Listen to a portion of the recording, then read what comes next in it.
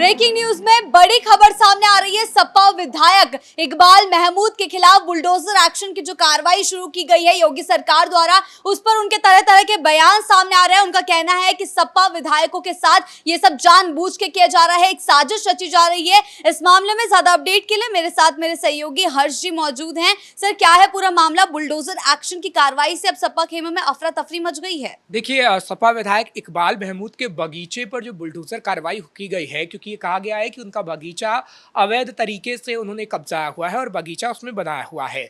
लेकिन इकबाल महमूद का अलग कहना है, प्रशासन का अलग कहना है। इकबाल महमूद क्या कुछ कह रहे हैं, सबसे पहले अपने दर्शकों को वो बताते हैं, फिर प्रशासन की तरफ से क्या कुछ कहा जा रहा है फिर वो बताएंगे। दरअसल इकबाल महमूद जो समाजवादी पार्टी के विधायक है, वो ये कह रहे हैं कि 2 घाटों की संख्या है और मेरा जो बगीचा है वो 2 साइड में बना हुआ है और बीच में सिंचाई विभाग की तरफ से गुल बनाया गया है, जिसमें कहीं ना कहीं पानी जो बहता है वो किसानों के काम आता है और किसानों के अपनी भूमि को सिंचाई मिलती है, यानी पानी मिलता है।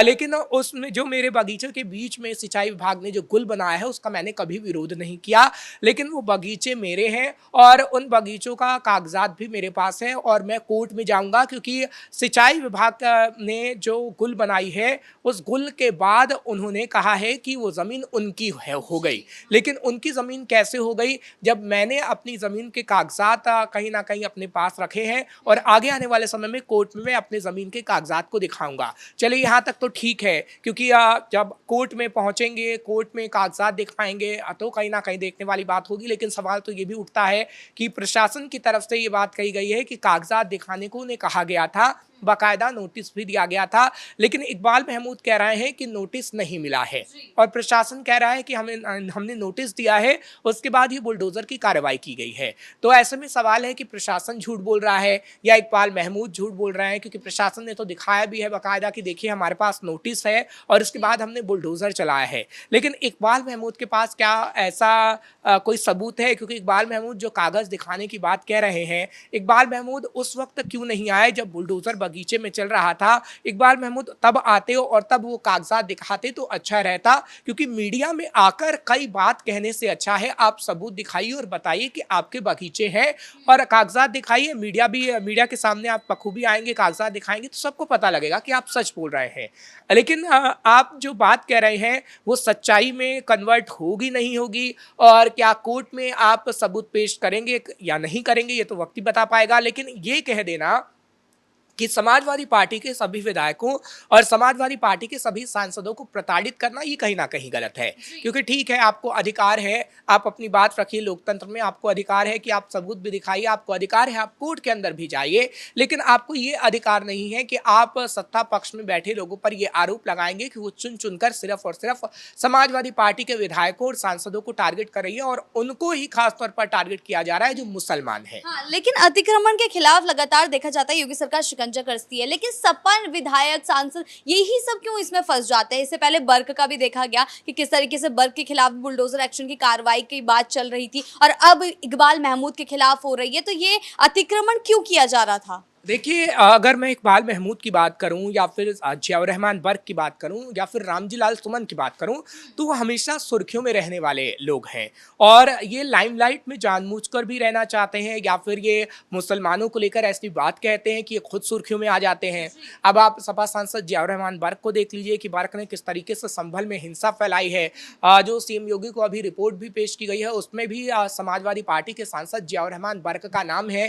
तो जब आप कहीं हिंसा फैलाने की कोशिश करेंगे, अभी हाल ही में हमने देखा कि जो ईद गई है बीते दिनों, उसमें भी सपा सांसद पहुंचे संभल और वहां पर भी लोगों को भड़काने की कोशिश की गई और कहा गया कि मुसलमान किसी से नहीं डरता, मुसलमान योगी से भी नहीं डरता। चलिए ठीक है, आप ये कह सकते हैं कि मुसलमान किसी से नहीं डरता, लेकिन आप ये कहें कि मुसलमान योगी से भी ना डरें तो कहीं ना कहीं वो बात ऐसी हो जाती है कि आप किसी को भड़काने की कोशिश कर रहे हैं और इसलिए उन पर कार्रवाई होती है।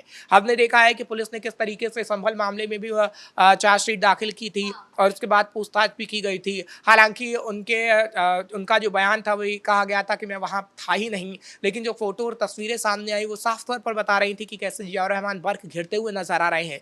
इसी तरीके से इकबाल महमूद का जिक्र करें तो इकबाल महमूद कई बार ऐसे बयान दे चुके हैं जिसमें वो घिरते हुए नजर आते हैं। वो बार बार हिंदू के अपमान का बयान देते हैं, वो बार बार ये कहते हैं कि मुसलमानों मुसलमानों के खिलाफ जहर घोलने की कोशिश की जा रही है। ठीक है, आप लोकतंत्र में अपनी बात तो कह सकते हैं, लेकिन लोगों को अगर आप भ्रमित करेंगे तो वो उल्टा आप पर ही पड़ेगा।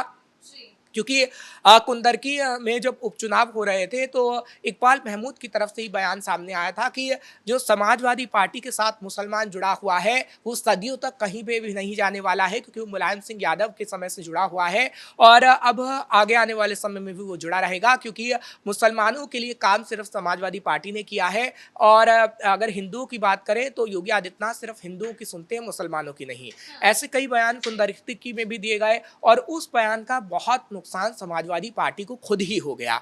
और इकबाल महमूद की तरफ से जो बयान दिया गया था, हमने देखा उससे कहीं ना कहीं बीजेपी को ही फायदा हो गया कि आप हिंदू विरोधी बयान दे रहे हैं, तो कहीं ना कहीं लोगों को तो लगेगा कि समाजवादी पार्टी कैसे हिंदू विरोधी है, और हिंदू विरोध आप करेंगे तो हिंदू तो योगी आदित्यनाथ को वोट करेगा ही। तो इकबाल महमूद कहीं ना कहीं खुद नहीं समझ पाते हैं कि मुझे क्या कहना है। अभी भी जो बुलडोजर मामले में इकबाल महमूद ने बयान दिए हैं, यहाँ तक तो सीमित था कि चलिए मैं सबूत दिखाऊंगा, मैं कोर्ट के अंदर जाऊंगा, लेकिन उसके बाद ये कह देना कि मैं मुसलमान हूं इसलिए मुझे प्रताड़ित किया जा रहा है, समाजवादी पार्टी से मैं जुड़ा हूं इसलिए मुझे प्रताड़ित किया जा रहा है, ये गलत है। क्योंकि अवैध अतिक्रमण को लेकर हमने देखा है कि कितनी कार्रवाई हुई है, चाहे फिर वो संभल के अंदर हो या फिर अलग अलग इलाकों के अंदर हो, वाराणसी के अंदर हो। आप देखिए ना, वाराणसी से तो प्रधानमंत्री नरेंद्र मोदी सांसद हैं, लेकिन बावजूद उसके वाराणसी में जो अवैध अतिक्रमण की कार्रवाई है वो जारी है, क्योंकि अवैध जमीनों पे अगर कोई कब्जा करेगा तो उसे कब्जा मुक्त कराया ही जाएगा। अभी हमने हाल ही में जो देखा कि कुछ मज़ारों पर भी बुलडोजर चले थे और मदरसों पे भी बुलडोजर चले थे, कुछ मंदिरों पे भी बुलडोजर चले। लगातार इन्हीं को लेकर जैसे मजारों पर बुलडोजर चलता है, मस्जिदों पर बुलडोजर चलता है और अब सपा विधायकों सांसदों के खिलाफ जो कार्रवाई होती है, तो ये एक माहौल गढ़ने की कोशिश करते हैं, माहौल बनाने की कोशिश करते हैं कि सिर्फ मुसलमानों के खिलाफ ही ये कार्रवाई की जा रही है, जबकि ऐसा नहीं है। देखने को मिला है मंदिरों पर भी कार्रवाई हुई है, अवैध कॉलोनियों को भी गिराया जाता है, अतिक्रमण सबके लिए है। देखिए, अब ये माहौल कहीं ना कहीं नहीं बन पाएगा, क्योंकि आप कितना भी माहौल बना लीजिए, अब कहीं ना कहीं मुसलमान समझ चुका है कि आप कौन सी रणनीति अपनाने की कोशिश कर रहे हैं। आप देखिए कि किस तरीके से मुसलमानों के लिए अखिलेश यादव बार बार प्रेस कॉन्फ्रेंस कर देते हैं और ये कहते हैं कि दलित को प्रताड़ित किया जा रहा है, मुसलमान अल्पसंख्यकों को प्रताड़ित किया जा रहा है। और समाजवादी पार्टी के सांसद जियाउर रहमान बर्क हर 2 दिन के अंदर संभल पहुंच जाते हैं, क्योंकि वहाँ मुसलमानों की आबादी ज़्यादा है। जहाँ जहाँ मुसलमानों की आबादी ज्यादा है वहां इलाकों को टारगेट कहीं ना कहीं समाजवादी पार्टी करती है कि एक भ्रम फैलाने की कोशिश की जाए और योगी आदित्यनाथ के खिलाफ एक माहौल बनाया जाए। लेकिन अब वो माहौल काम नहीं आने वाला है, क्योंकि अगर आप मुसलमानों के लिए काम करते तो कहीं ना कहीं मुसलमान आपकी इस बात को समझता कि हाँ, आप मुसलमान के हितैषी हैं और आप मुसलमानों के लिए काम कर रहे हैं। लेकिन आपने मुसलमानों के लिए कभी काम नहीं किया, ना तो आप सत्ता में थे तब काम किया गया, और जब आप विपक्ष में हैं तब भी कहीं ना कहीं मुसलमानों के साथ खड़े हुए नजर नहीं आते हैं। क्योंकि अखिलेश यादव की जो स्थिति रही है, अखिलेश यादव उन मुसलमानों से बचते हुए नजर आते हैं जिन पर काफी केसेस हैं, और वो इसलिए ही होता है क्योंकि अखिलेश यादव खास तौर पर एक अलग रणनीति बनाने की कोशिश कर रहे हैं। लेकिन अब कोई भी रणनीति अखिलेश यादव बना ले वो काम नहीं हो पाएगी। अभी हाल ही में हमने देखा कि आजम खान के परिवार से मुलाकात की गई, लेकिन जैसे ही वो घर से निकले वैसे ही आजम खान की पत्नी ने कहा कि अखिलेश यादव पर मुझे बिल्कुल भी भरोसा नहीं है। प्रोफेसर अली खान का मुद्दा तो हम बार बार बताते ही रहते हैं कि किस तरीके से उन्होंने जो बयान दिया था, जो ऑपरेशन सिंदूर चल रहा था, और उसके बाद जब मामला दर्ज हुआ था तो अखिलेश यादव ने कुछ भी नहीं कहा था।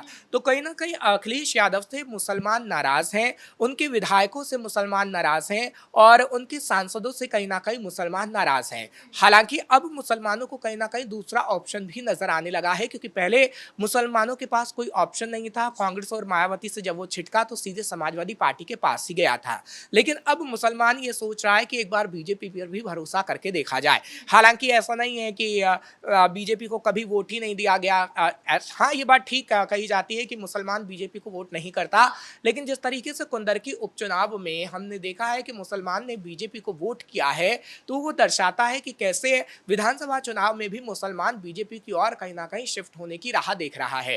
क्योंकि मायावती अभी उतना उभार नहीं कर पाई है, हाँ कोशिश जरूर की जा रही है, तो मुसलमानों के पास अब ऑप्शन ले दे के बीजेपी का रह गया है और समाजवादी पार्टी से पूरी तरीके से अगर मुसलमान नाराज हुआ, उनके विधायकों से नाराज हुआ, तो वो सीधे बीजेपी की ओर शिफ्ट होगा। जी, बहुत बहुत धन्यवाद आपका इन तमाम जानकारियों के लिए। तो जिस तरीके से इकबाल महमूद फंस चुके हैं, बुलडोजर एक्शन की कार्रवाई उनके खिलाफ होने वाली है, लेकिन अनगढ़ तरीके के बयान उनके सामने आ रहे हैं। उनका कहना है कि मैं सपा नेता हूं, सपा विधायक हूं, इसीलिए मेरे साथ ये सब किया जा रहा है। समाजवादी पार्टी को एक तरीके से निशाना बनाया जा रहा है, लेकिन योगी सरकार का अतिक्रमण पर शिकंजा हर हाल में पड़ता ही रहेगा और लगातार जारी है। अब देखना यह होगा कि क्या कुछ होता है इस कार्रवाई में, क्या कुछ प्रतिक्रियाएं और सामने आती हैं, इस पर हमारी नजर जो है बनी रहेगी। ब्रेकिंग न्यूज में फिलहाल इतना ही। कैमरा पर्सन कुणाल के साथ मैं शिवानी रतूड़ी, कैपिटल टीवी उत्तर प्रदेश।